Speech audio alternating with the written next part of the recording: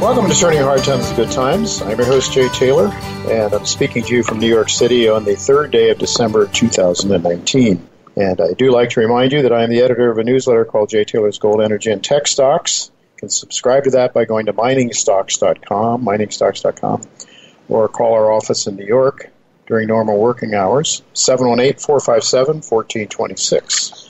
718-457-1426. I'd like to also encourage you to consider subscribing to Chen Lin's letter, What is Chen Buying, What is Chen Selling? ChenPicks.com is a place to go for that. And I want to thank each of you for listening to this show and making it one of the more popular shows on the Voice America Business Channel. Also want to invite you to keep your questions, comments, whatever you have to say about this show, send them along to questionsfortaylor@gmail.com, questions and number 4, Taylor@gmail.com. And of course, we do want to thank our sponsors, because without them there would be no show.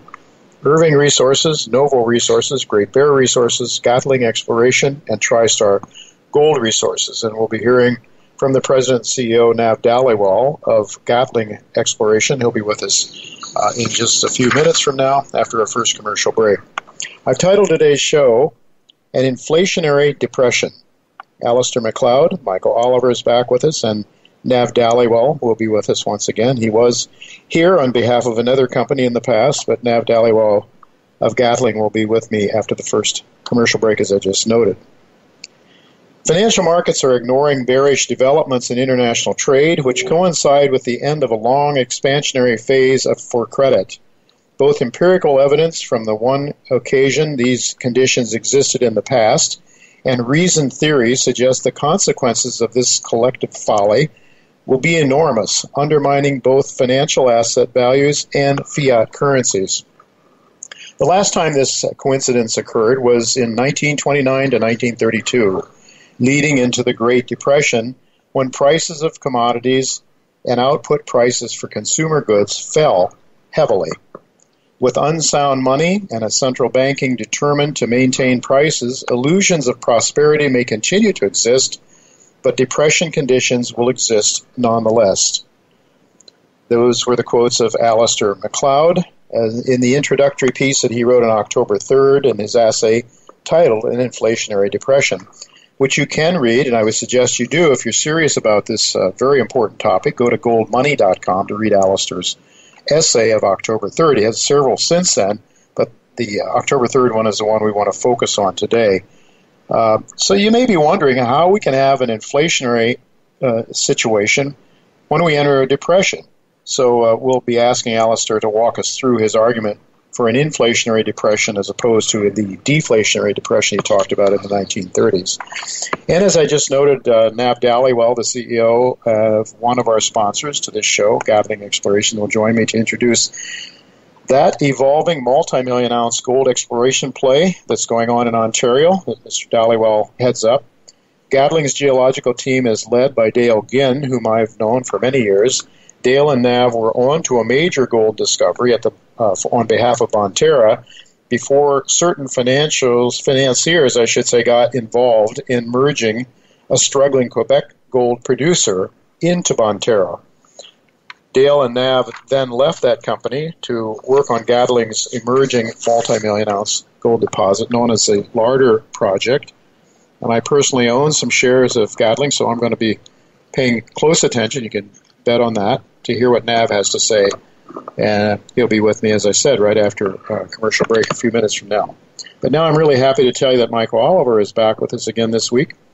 And I'm also happy to tell you that you should go to olivermsa.com, olivermsa.com. And I say that because it is a momentum structural analysis is the best technical analyst newsletter that I have ever read.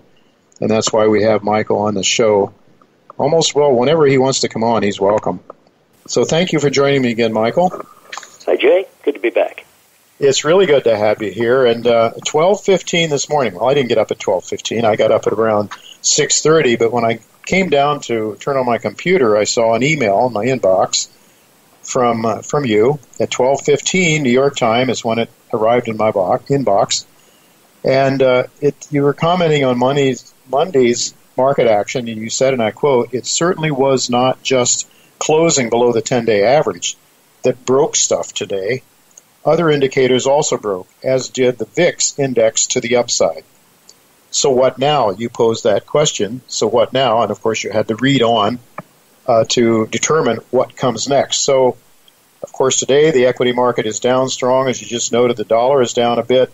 Gold is up, and we're seeing the treasuries up. But talk to us about as much as you care to tell us about what you put out to your subscribers today, because I sense it's a pretty important message.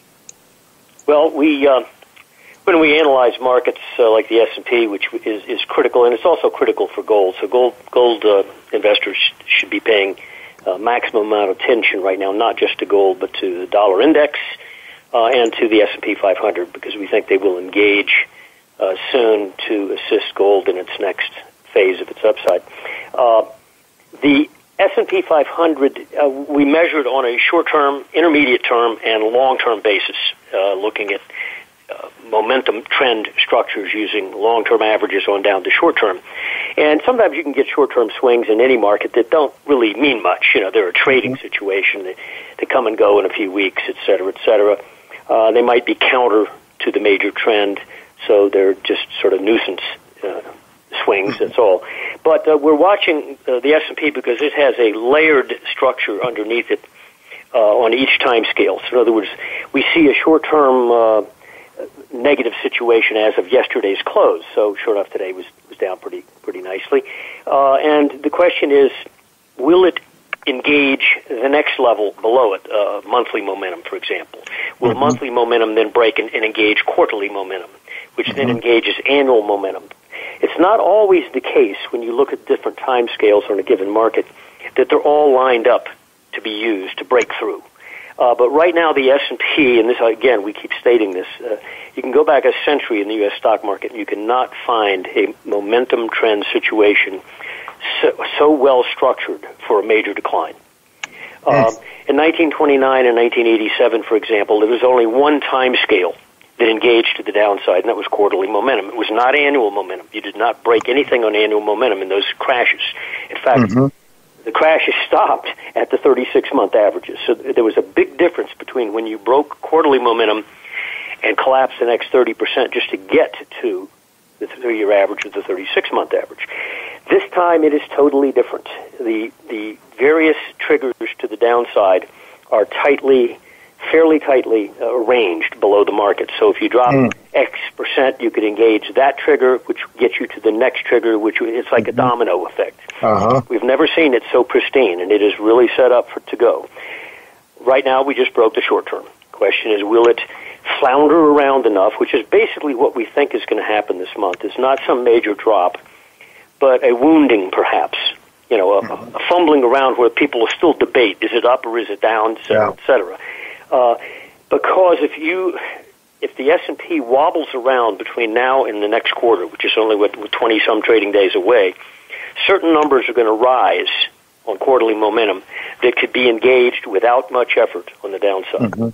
And, of course, we specify those in our reports. But so we're watching for December to maybe just sort of fumble its way through the end of the year and position itself where it basically defaults a downside breakout on longer-term momentum.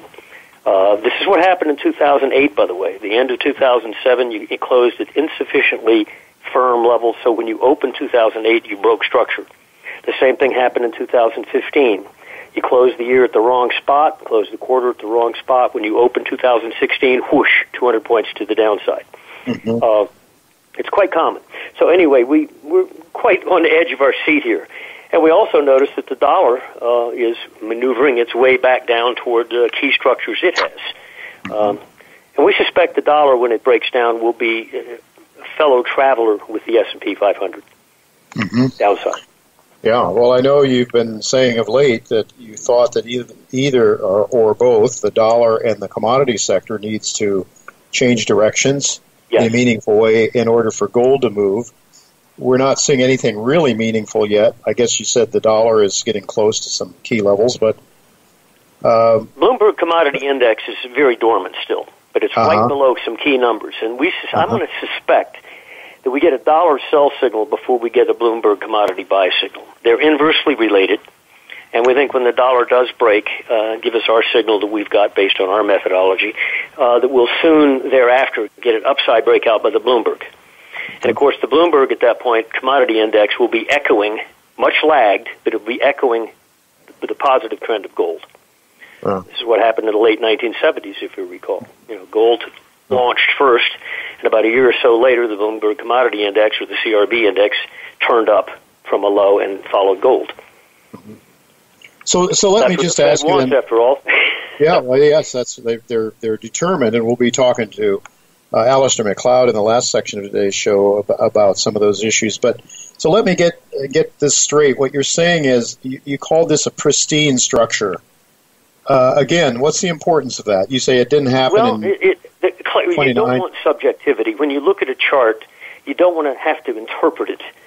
You want it to be very clear. It smacks you in the face with its trend clarity, meaning the structures that you plot. It's the same with price charts. When you price chartists fumble around to draw trend lines on a price chart, and it's sort of guesswork, and then sometimes it's very clear. Well, in the case now with momentum, the structures are very clear, and they're horizontal, flat floors type structures. And when you break them, you go down. Now, these will break at levels that don't make much sense on a price chart. So the price chart folks aren't going to see the points of breakage that we see on momentum. Right. So to some extent, they'll be ambushed, and that's fine with us.